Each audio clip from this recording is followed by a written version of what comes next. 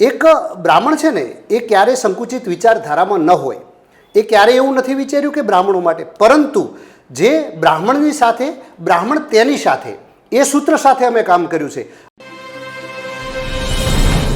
કોઈ પણ સમાજ હોય એ દેશ, રાજ્ય કે શહેરની પ્રગતિ માટે બહુ જ મહત્ત્વનો હોય છે. કારણ કે જો સમાજ ભેગો થાય અને સમાજમાં એકતા હોય તો એ સમાજના યુવાનો આગળ આવતા હોય છે, એ સમાજની વિચારધારામાં પણ ફરક આવી જાય છે અને સમાજ એક મજબૂત રીતે જો બને તો એ દેશને મજબૂત કરે છે, રાજ્યને મજબૂત કરે છે અને શહેરને પણ મજબૂત કરે છે.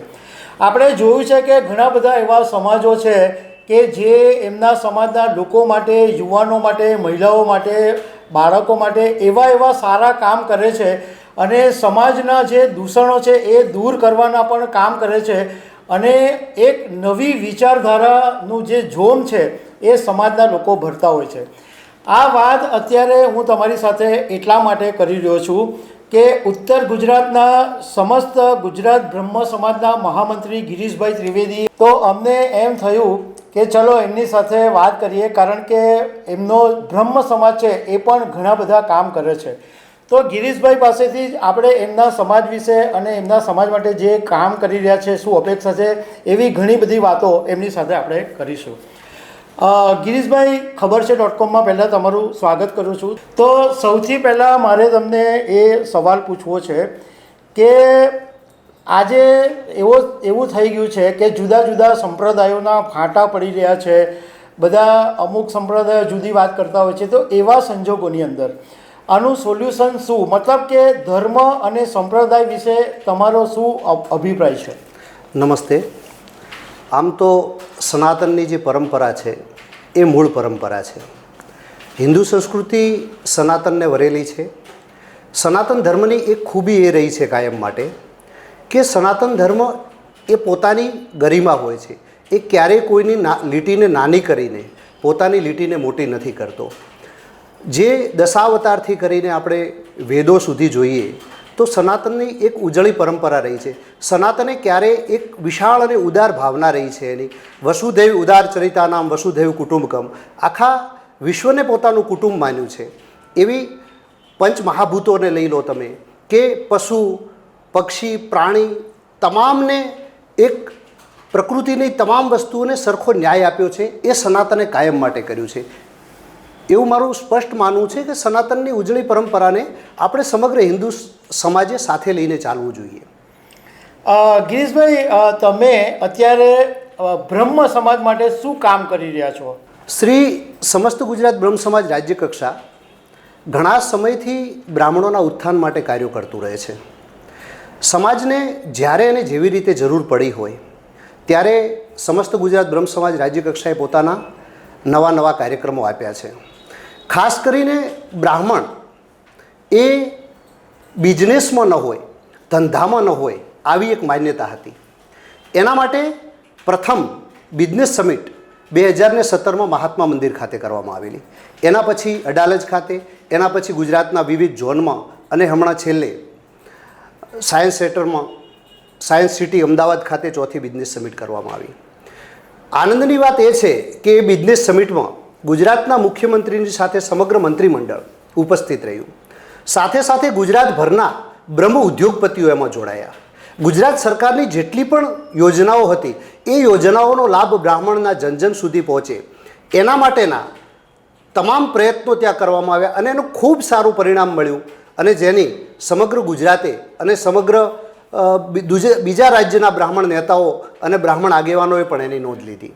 તો ગિરીશભાઈ, આ જે સબમિટ કરી એ તમે ખરેખર બહુ સારું કામ કર્યું અને જે પ્રમાણે તમે કીધું કે બ્રાહ્મણ એટલે પૂજાપાઠ કરવાના, કર્મકાંડ કરવાના, એવી જ વર્ષોથી એક ઇમેજ છે. બ્રાહ્મણ બિઝનેસ કરે એવું કોઈ જનરલી વિચારતું નથી, પરંતુ આ તમે વાત કરી તો મને તમને એ પૂછવું છે કે આનાથી શું અસર પડી, એટલે બ્રાહ્મણોને હવે બિઝનેસમાં રસ પડવા માંડ્યો છે?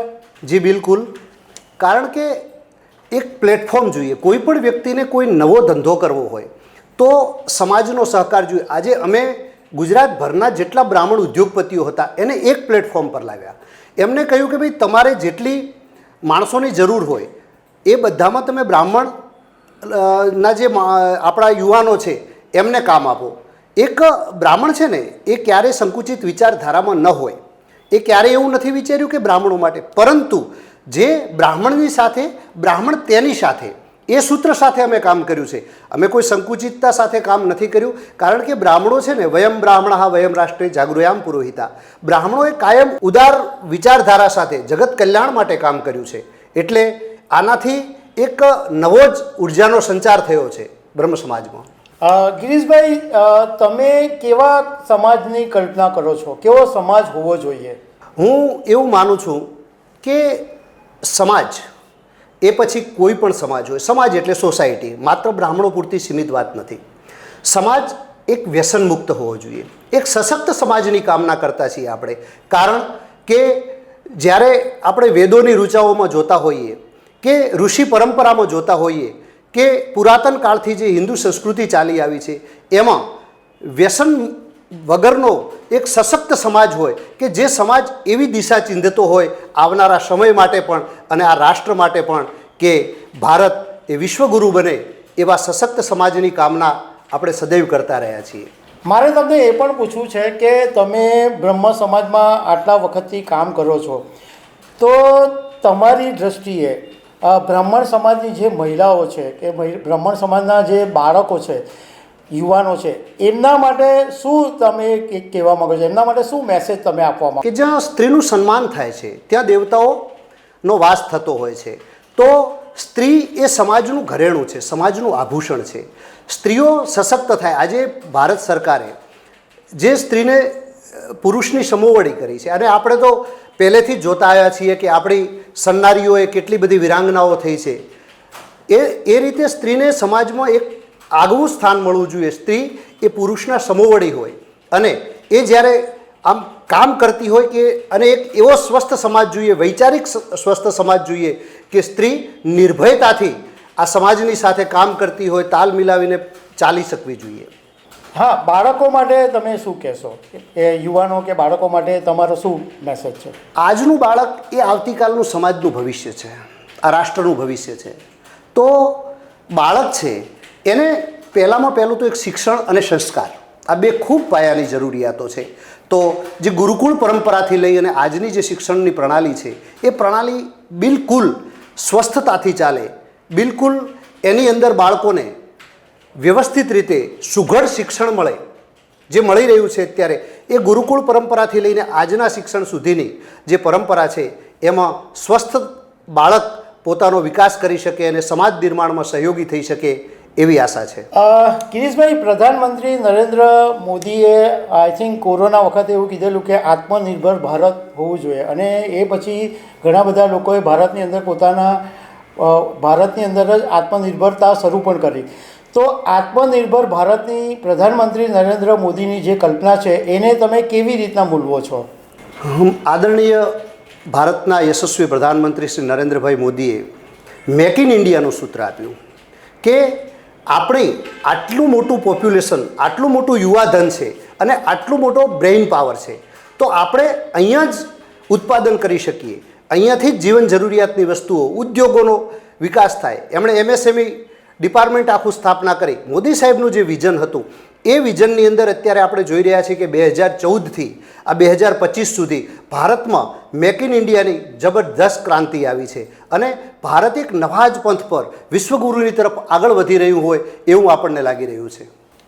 ગિરીશભાઈ, કોઈ પણ સમાજ હોય એની એવી અપેક્ષા હોય કે એમના સમાજને રાજકારણની અંદર પ્રતિનિધિત્વ મળે, અને બધા સમાજો એના માટે પ્રેશર પણ કરતા હોય છે. તો શું તમે એવું તમારી અપેક્ષા છે કે બ્રહ્મ સમાજનું પણ રાજકારણની અંદર પ્રતિનિધિત્વ હોય, એમને પણ સ્થાન મળવું જોઈએ? આમ તો આપણે રાજા રજવાડાથી શરૂ કરીએ તો પેશવાઓ પણ બ્રાહ્મણ હતા. બ્રાહ્મણો રાજ્યમાં મંત્રીપદે પણ રહેતા અને રાજ્ય કરતા પણ ખરા.